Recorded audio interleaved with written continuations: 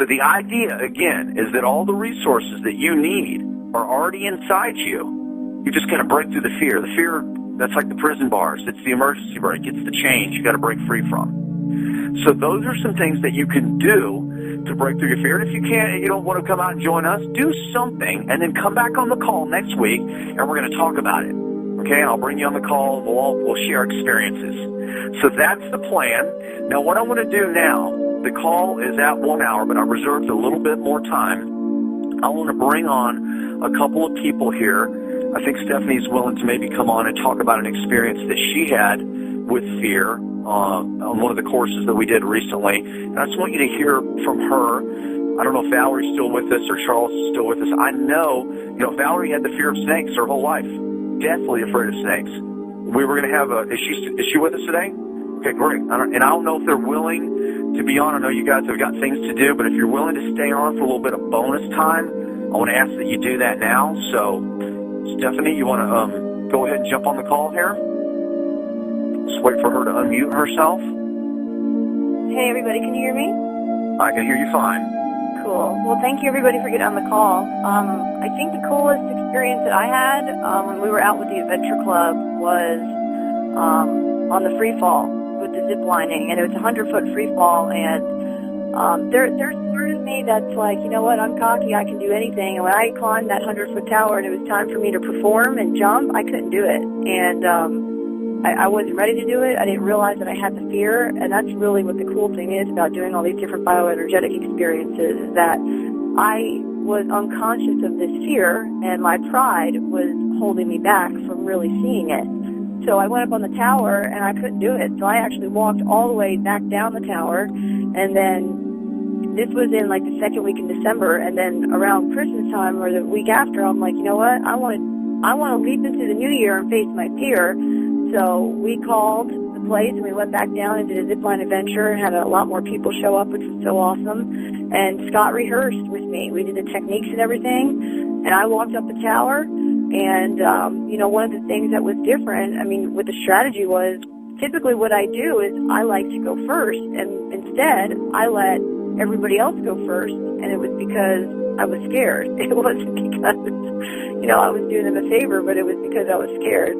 So this time, I changed the strategy. I went right after Scott, and eventually, I jumped off. I went off a little bit different than I originally rehearsed, but the cool thing that I learned about that was, I might not do it exactly as I rehearsed, but the bottom line is I did it, and where I can use that in picking up the phone and calling people or speaking my truth, and it might not come out exactly as I want it to, but it's going to come out, and I'm still going to achieve the outcome that I desired. So it was really awesome. We got a ton of support. So I hope to see you guys maybe out. We're doing the free fall this Sunday, so if anybody's interested in coming out to zip line with us, you can check out, we have a Facebook event page. So thank you, Scott.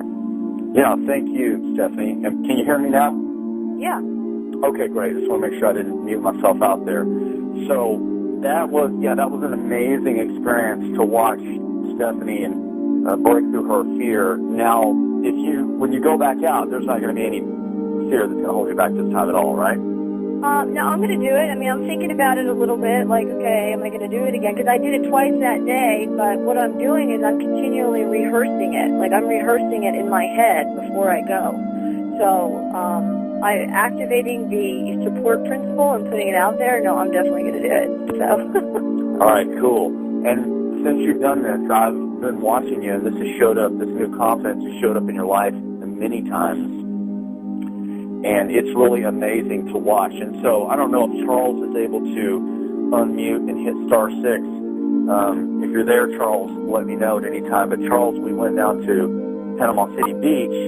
And are you there, buddy? I don't know if he's there with us or not. But it's *6 to unmute yourself, Charles, if you're with us. And anyways, Charles was in Vietnam. He was a door gunner in Vietnam and flew around in helicopters, a lot of fearful situations. And, that was, 30, 40 years ago. And fear, it creeps back up on you. And he had the fear of heights. And we were doing this thing called the slingshot down there, where we were shooting straight up in the air, 400 feet, in about 1.5 seconds.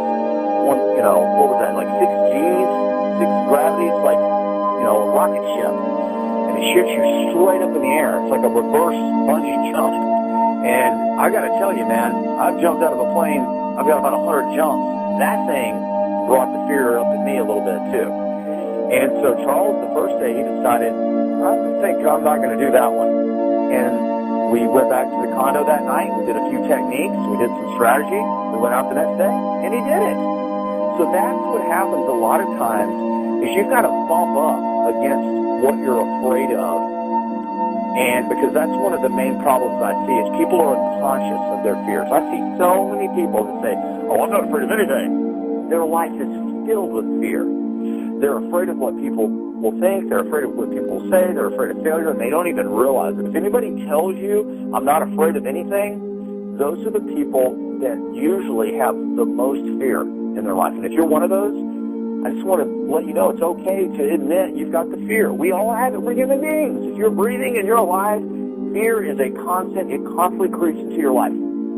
So, I don't know, is Valerie still with us? Is Valerie Taylor? Is she on the phone? This is Charles. Can you hear me? Oh, okay, Charles. Well, so just stay with us, Valerie. And so, Charles, did you hear everything that I was describing? Yes, I did. And I thought about the second day. I thought about, if I don't do this, slingshot ride, I'm gonna let myself down. I'm gonna be disappointed. I'm gonna have these stories in my head that I was chicken, too afraid. And so I made a decision to step through it and get enough courage to go up to this crazy ride, the slingshot. And after I did that, I got a huge shift. And this you also got to do something else down there too. You went on the parasail the next day too, didn't you? Yeah, the parasail was amazing. But I'm skydiving this Friday, and right now I can feel anxiety and fear coming up. And all I know is that I've made a decision to do it. And, I think the secret to breaking through your fear is just getting enough courage to do it anyway. And I'm going out that door, and I'm going to do it. It's going to be amazing. And your daughter's coming, too. It's going to be her first jump as well. Yeah, and if there ever was an Army Ranger brigade for women, she'd be one of them. That's cool. I can't wait. I met her one time briefly. She was pretty busy, but I look forward to spending some more time with both of you on Friday. Well, I'm looking forward to it, too. Thanks. All right, so real quick, folks, did you hear what Charles emphasized? He said, make a decision. You remember back earlier in the call, I said there's 3 things that have to happen. Number 1, you have to admit. You have to admit where your life is because you've been living in fear. Number 2, you've got to accept responsibility. You can't blame it on the government. You can't blame it on mom and dad. You can't blame it on your husband or your wife or your boyfriend or girlfriend or your boss or the economy. You've got to take responsibility. And the third thing is you've got to make a decision to break free. That's the third thing you've got to do. And the fourth thing is you've got to actually do it. You can't just sit around stuck in your head. You've got to actually do it. So the next person I want you to hear from is Valerie Taylor. And she came around about in September of 2010 to our group. And when I said in January of 2011, we started planning a big revolution workshop for the New Year's. Rather than having a New Year's resolution workshop, we decided to have a revolution. And I said to help people break through their fear, we're going to bring in a little exercise, a little prop. It's going to be a snake. And as soon as I said snake, man, I got to tell you, now we're sitting in a circle in a room. There's no snake anywhere near. And Valerie immediately, she said, if you bring a snake, I'm telling you right now, I won't be there. I will leave the room. So, Valerie, am I telling that right? That's absolutely right. And so what happened over the coming months? Well, so for the next few months, every time we talked about this workshop coming up, you were like, we're going to have a snake, and you kept bringing the snake up, and you tell me now that you were desensitizing me. But every time you bring it up, I'd be like, no, not now. I'm telling you, I'm leaving. I'm not staying in the room.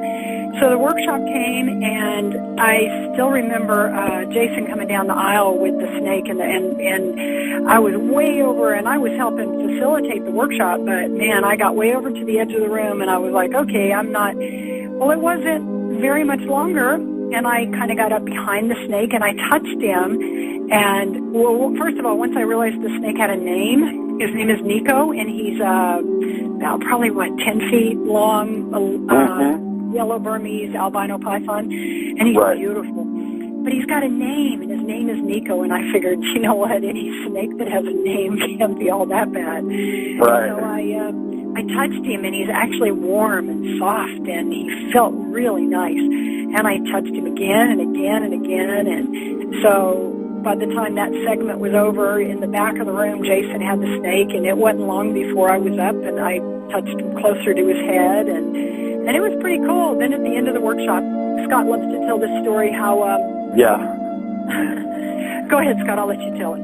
Can I tell this part? Yeah, I love it. I love telling this part because I got to tell the emotion is like we had this long, exhausting workshop. We had a firewalk scheduled, and the county fire department came out, and for the first time ever in almost 50 firewalks, never had a problem. The fire department came out, and they put the fire out.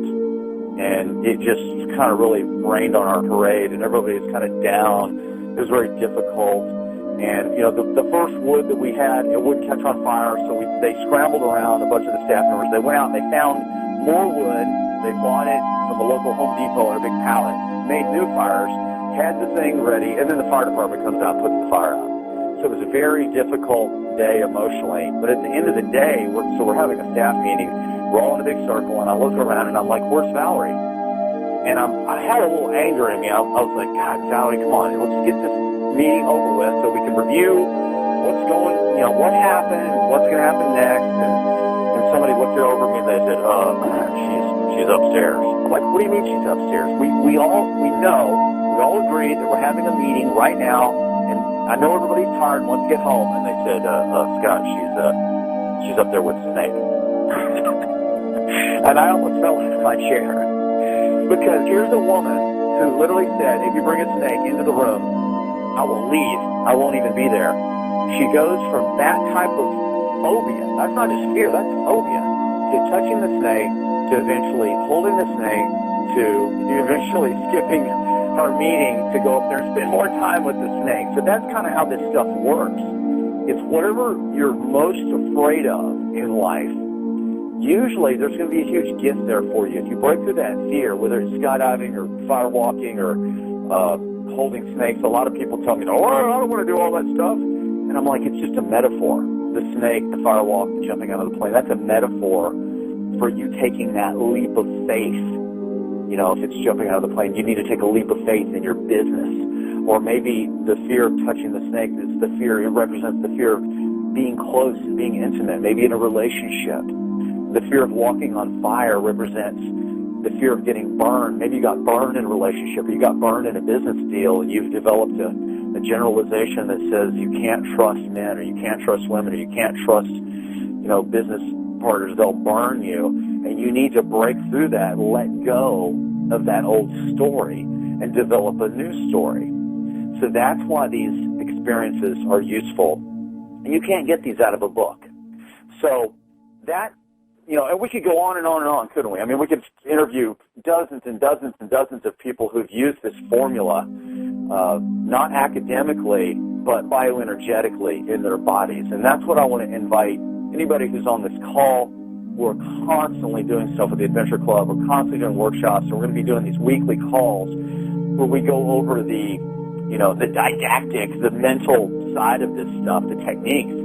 But that's just kind of like, that's the map, all right? If you want to find the treasure, you're going to have to get out there and walk around through the jungle, down the beach, wherever, and you're going to have to dig. And that's what we're here to help you do. So with that, is there any other story? Is there anything, Stephanie or Valerie or Charles, is there anything else you guys want to say about this work, about these steps that we take people through to help them break through their fear and live the life of their dreams and develop more self-confidence? It's really simple stuff, isn't it? It's just, sometimes we overcomplicate it. Anything else you guys want to say before we jump off this call? Yeah, I'd like to say something, Charles. Okay. It's transformational. It opens up the whole world. You realize that you really can do whatever you want to do. And for me, I want to experience self-actualization. I want to be a millionaire because I want to help people, and I want the power to do that. Right on, brother. Well, I want to support you in getting all those things. You're a good man. Thank you. Thank you. And this is Valerie again.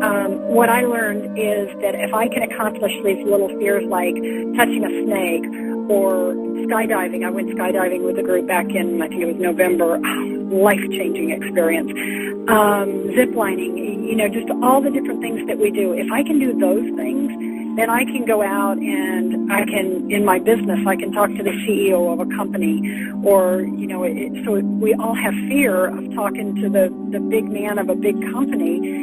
But man, now it's like, wow, I can skydive. Heck, what's talking to the CEO of a company? It's nothing. I can jump out of an airplane. So, right. Do it. Just go for it. Learn dive into it and learn these techniques and go forward and make some real serious changes in your life.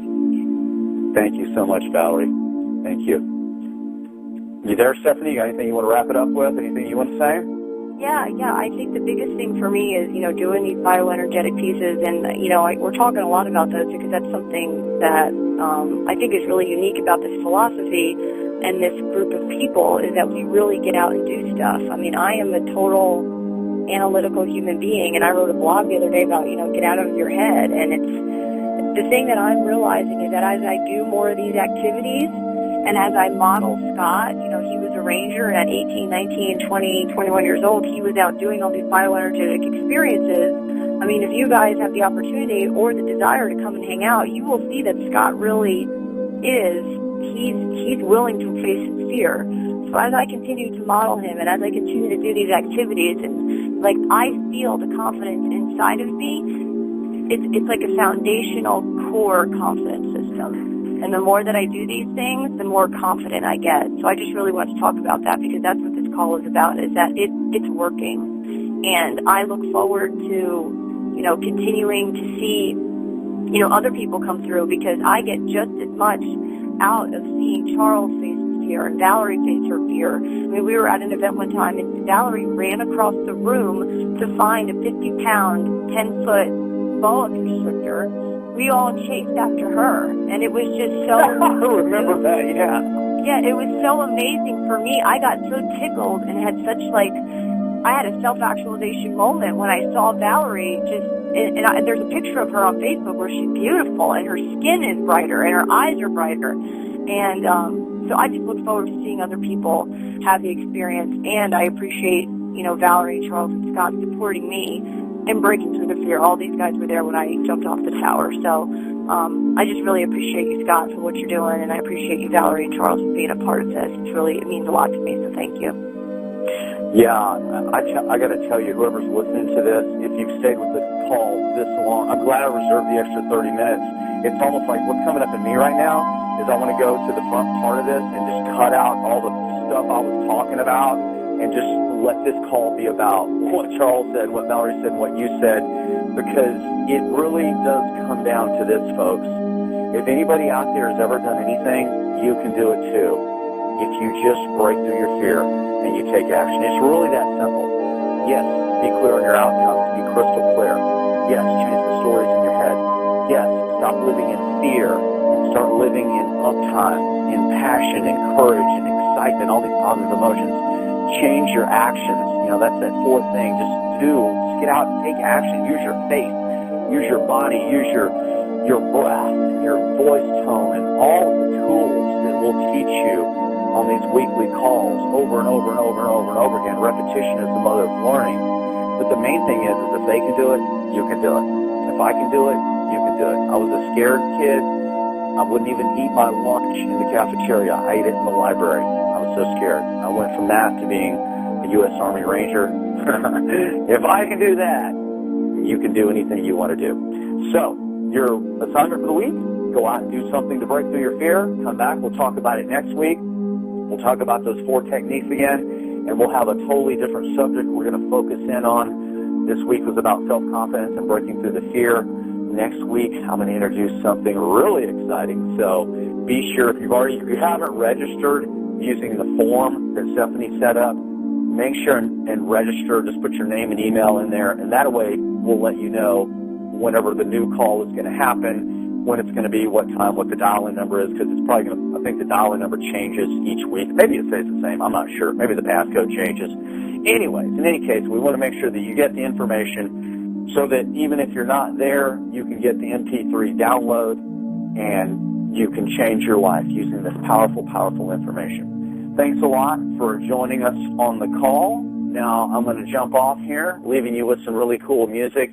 Have a great day. Break through your fear. Remember, the only thing that's standing between you and the life of your dreams is fear and those old BS stories that you tell yourself about why you can't do it. So get out, take action, break your fear, and we'll see you on the other side.